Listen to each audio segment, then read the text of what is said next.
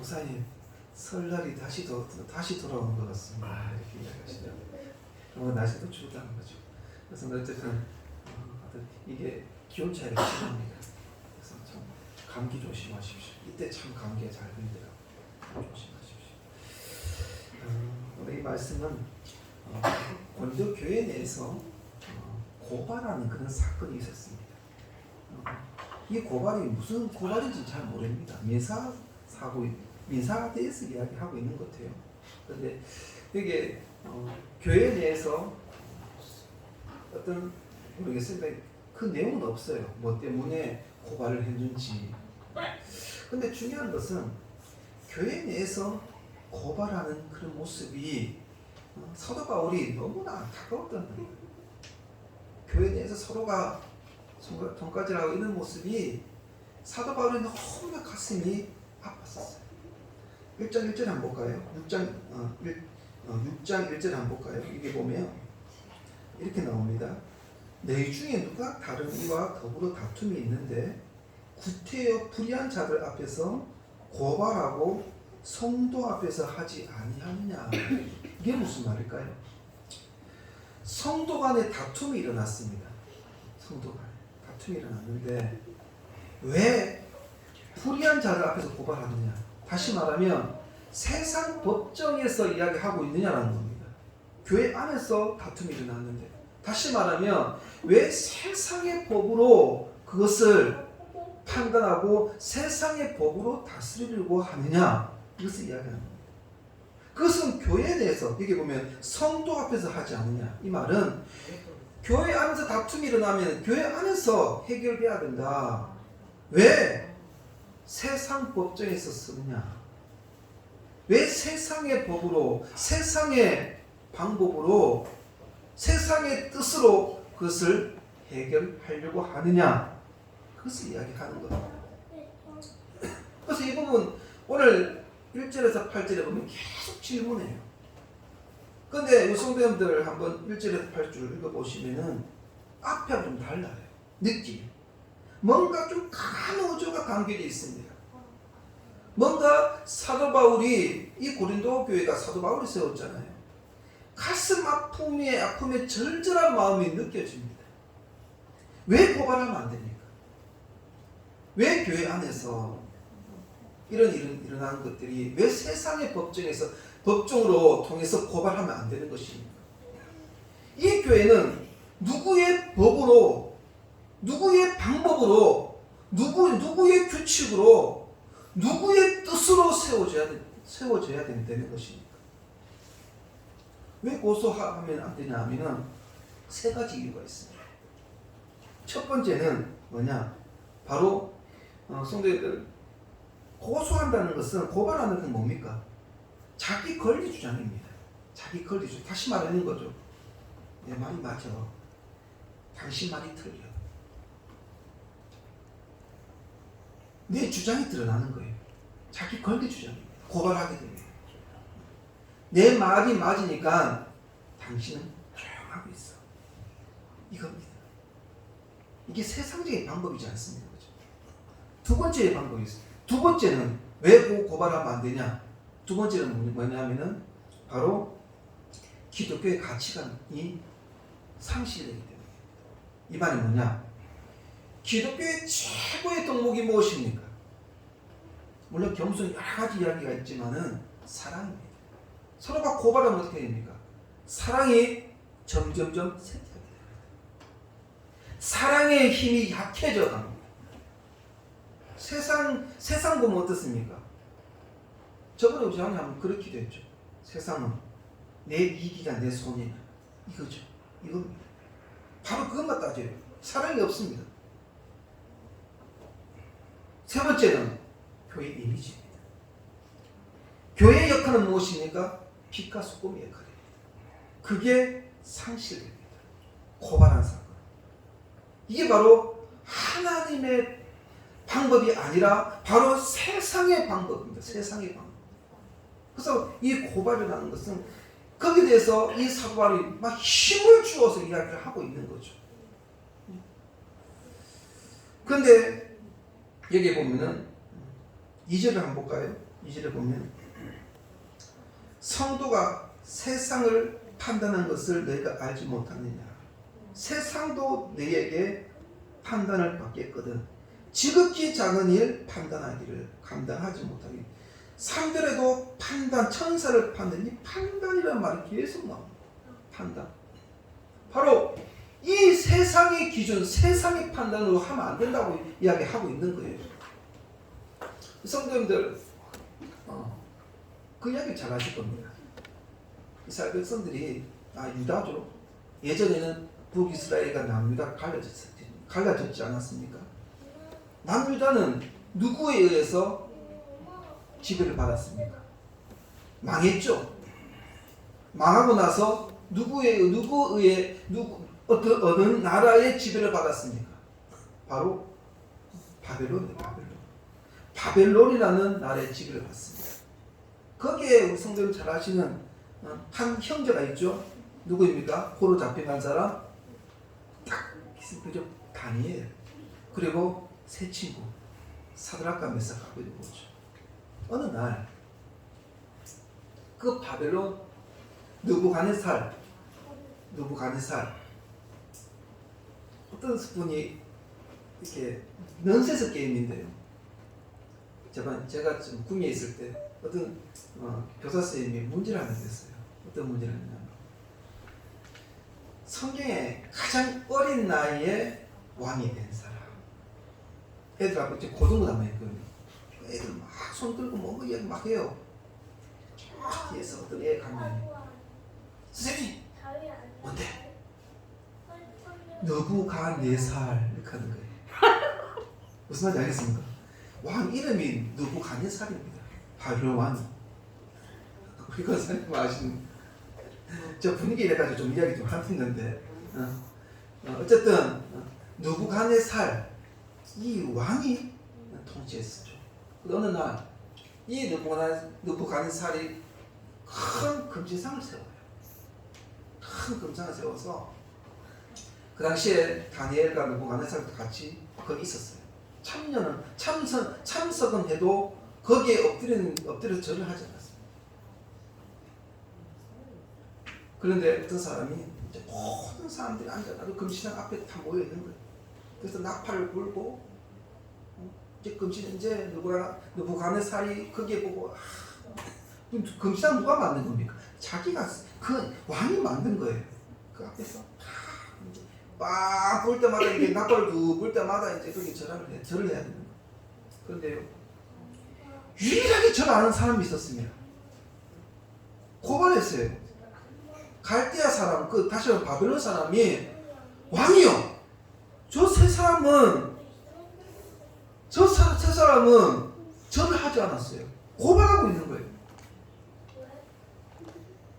왕이 열받은 거죠. 뭐라고? 왕이 만든 금지상인데 절 안 해? 어떻게 하죠? 7배로 강하게 풀무불 강하게 더 그전부터 더 강한 풀불을 7배나 강하게 가지고 어떻게 하죠? 그 세 명을 가로 집어넣어요. 그러면서 하는 말은 뭡니까?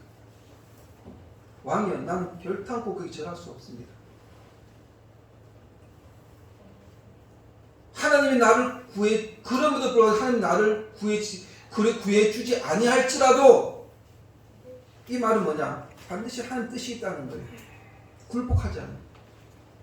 나는 절하지 않겠습니다. 그러면서 그 풀무불에 들어가는 거예요. 근데 걸음수를 하지 않았다는 거예요. 오히려 거기에 집어내고 빼는 사람이 죽었어요. 다 죽어버렸어요. 제가 무슨 말씀드리고 싶으냐면, 세상의 법은 그겁니다. 자기가 신입니다. 자기가 만든 것이 우선입니다. 그런데요, 사드락과 메삭과 아벳느고는 세상의 법이 아닌 하나님의 법을 내세웠습니다. 하나님의 정신이 있었습니다. 하나님의 뜻이 있었습니다. 그리 아니하실지라도 반드시 하나님의 뜻과 하나님의 방법이 분명히 있다. 바로 이겁니다. 이게 바로 하나님의 방법이라는 거. 우리 성도님들 잘 아시죠? 사도행전 1장 8절 한번 볼까요? 사도행전 1장 8절.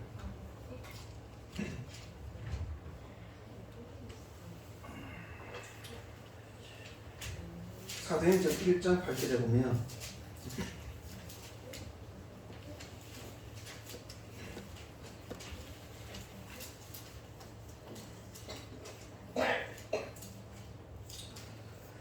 같이 한번 읽어볼까요? 1장 8절입니다. 자, 시작. 오직 성령이 너희에게 임하시며 너희가 권능을 받고 예루살렘과 온 유대와 사마리아와 땅끝까지 이르러 내 주님이 되리라 하시니라. 뭐가 된다고요?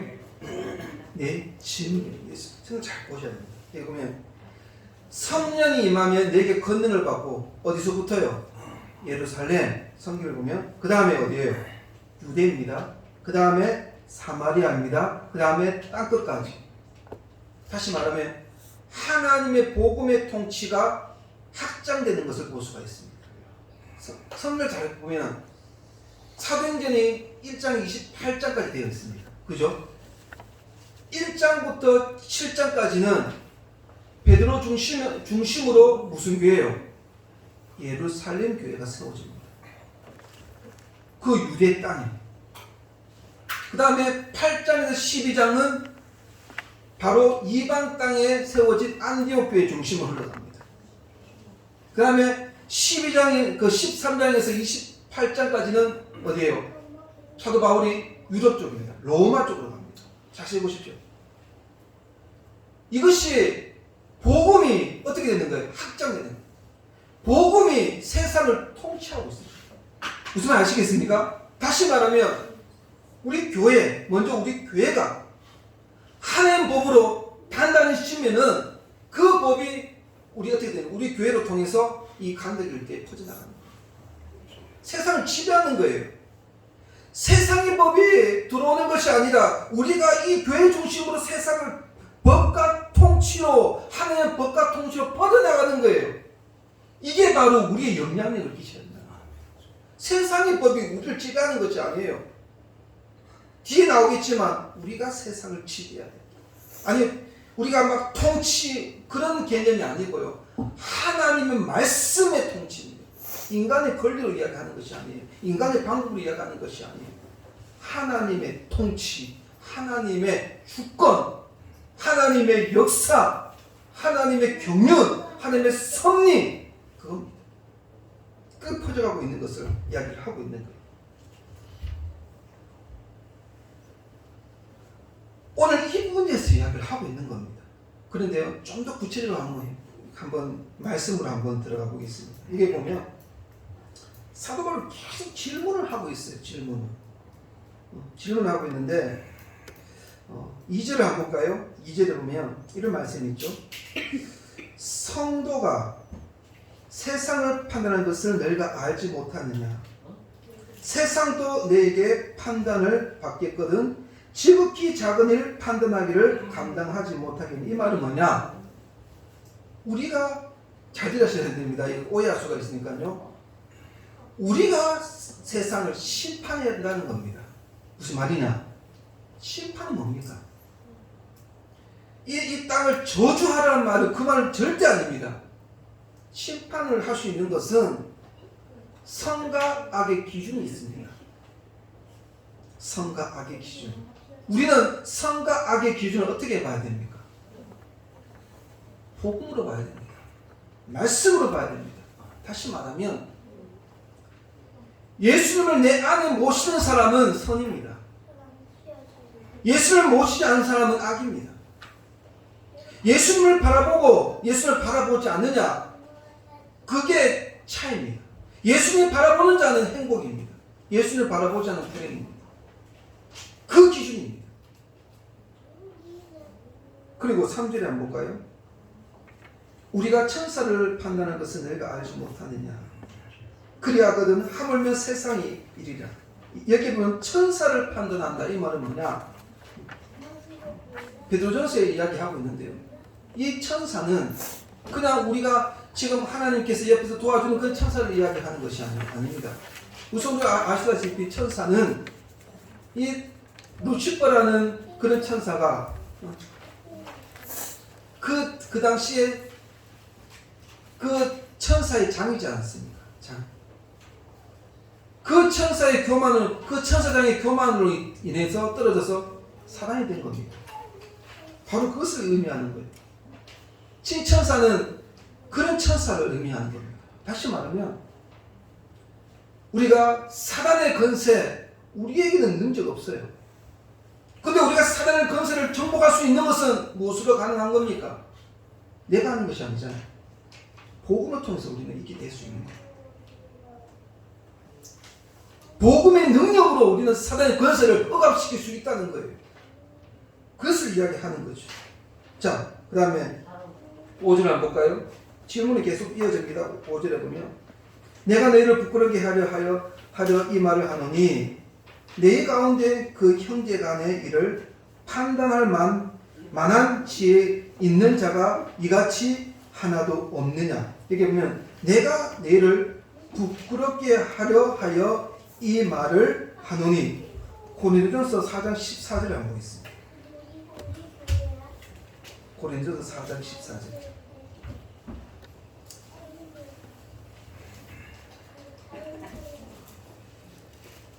여기에 대해서 부가적으로 설명해 놓은 겁니다. 자, 4장 14절을 우리 같이 한번 읽어볼까요? 자, 4장 14절 진행했어요? 잠시만요. 4장 14절입니다. 4장 14절. 제가 한번 읽어드릴게요. 4장 14절에 보면 내가 너희를 부끄럽게 하려고 이것을 쓰는 것이 아니라 여기 보면 오직 너희를 뭐하는 자녀같이 내 사랑하는 자녀같이 권하려 하는 것이라 이겁니다. 교회 내에서 일어났던 이런 사건들을 어떻게 하라는 겁니까? 여기 보면 오직 너희를 내 사랑하는 자녀와 같이 하라 이겁니다. 이게 바로 우리 교회의 법이에요. 그러면서 뒤에 이렇게 이야기합니다. 다시 한번 6절 7절 같이 한번 제가 읽어드릴게요. 6절 7절.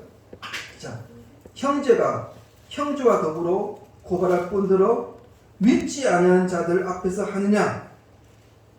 너희가 피차 고발함으로 너희 가운데 이미 뚜렷한 허물이 있나니 차라리 불의를 당하는 것이 낫지 아니하며 차라리 속는 것이 낫지 아니하냐. 다시 말하면 무엇입니까? 사랑은요 손해보는 겁니다. 사랑은 속는 것입니다. 이게 실제적인 그런 상을 이야기하거든요. 성경들 이 교회는요 3주 전에 우리 장로님 그렇게 기도하셨죠. 사랑에 대해서 이야기하셨죠. 이게 바로 하나님의 법칙이고 하나님의 통치입니다. 사랑. 다른 건 뭐겠습니까? 이 땅에 예수님이 오신 게 무엇입니까? 다른 거 없잖아요. 사랑입니다. 고발하지 마라. 네가 잘했다는 게 되지 말고 사랑의 자녀로서의 그런 삶을 살아. 죄송합니다. 고린도 전서 1장 2절을 한번 보겠습니다. 좀 차이가 많죠. 죄송합니다. 1장 2절입니다. 1장 2절.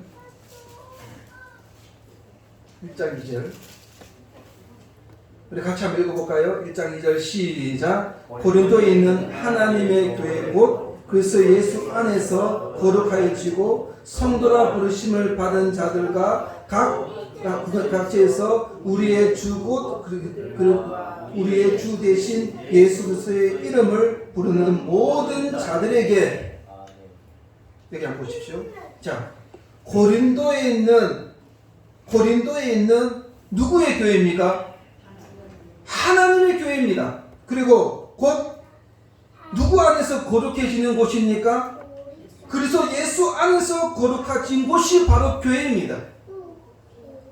다시 다시 말하면 이 말은 뭐냐? 교회는 하나님의 통치 그리고 머리 대신 예수 그리스도의 다스림이 있는 곳이 바로 교회라는 것입니다. 이 상황을 보십시오. 하나님의 자녀가 하나님을 믿지 아니하는 자들 앞에서 그 법정에서 서서 머리를 수그리고 있는 모습 보니까 사도 바울이 열받겠어요, 안 받겠어요? 화나겠어요, 안 나겠어요? 하나님의 법에 다스리는 존재인데 세상의 법, 세상의 방법으로 하는 모습 보니까 얼마나 지금 사도 바울이 가슴 아파하고 있습니다. 만약 그렇게 된다면 하나님의 이름, 하나님의 명예, 하나님의 권위가 어떻게 됩니까? 손상될 수밖에 없다는 것을 이야기하고 있는 거죠. 성도님들, 우선 금을 좋아하시죠. 완전 금은 잘 휘어진다고 합니다. 잘 휘어지고 되게 이렇게 연하다고 합니다. 그런데요, 진짜 금은 부식되지 않는다는 겁니다. 진짜 금은 부식. 몇 년 있어도 몇십 년 있어도 부식되지 않는다. 그런데 거기에 도금을 합금을 시키죠.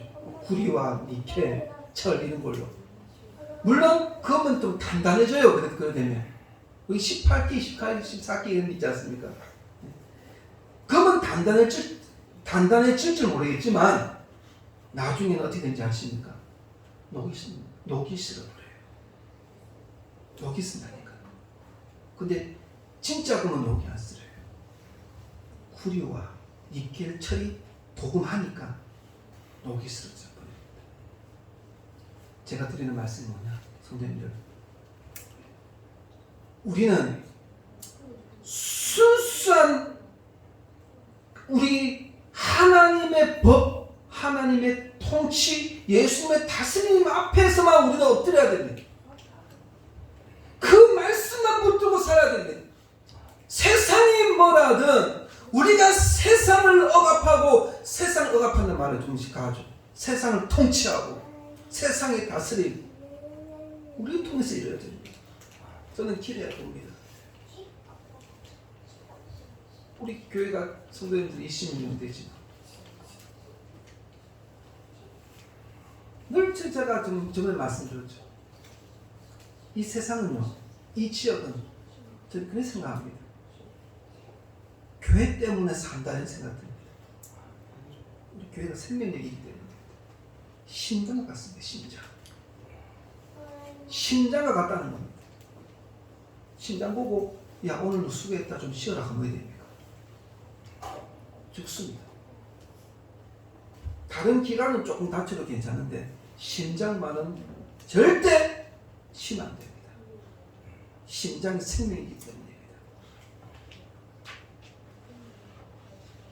매일마다 기도합니다. 물론 우리 성도 각자 그 자리에 기도하지만 우리 자매님 나와서 열심히 기도합니다. 우리 안수집단이 나와서 열심히 기도합니다. 우리 권사님 나와서 열심히 기도합니다. 저도 열심히 기도합니다. 계속 영적인 공급으로 통해서 계속 일어나도록 계속 기도합니다. 그래서 우리 교회가 사는 곳, 이 지역이 사는 겁니다. 성도님들, 세상의 방법으로 살지 맙시다. 세상의 방법으로 살지 맙시다. 녹습니다. 나중에 점점 다 녹슬어 버립니다. 세상은 자꾸 기독교는 너무 이기주의야. 영적 이기주의 될 수밖에 없습니다. 생명은 하나밖에 없기 때문이죠. 우리가 가는 곳마다 사랑이 넘치고, 우리가 가는 곳마다 은혜가 넘치고, 우리가 가는 곳마다 그 자리가 즐거움이 있고 아름다움이 있고 감사가 있는 그 자리가 됐으면 좋겠습니다. 그럼 우리 교회 지금도 잘하고 계신 앞으로 더 우리가 남는 것은 사랑밖에 없으면 기도하는 사랑, 성대시기 바랍니다. 기도하겠습니다. 하나님 그렇습니다. 우리가 하나님 자녀된 우리가 세상을 지배하게 하옵소서. 사랑으로 통치하게 하옵소서.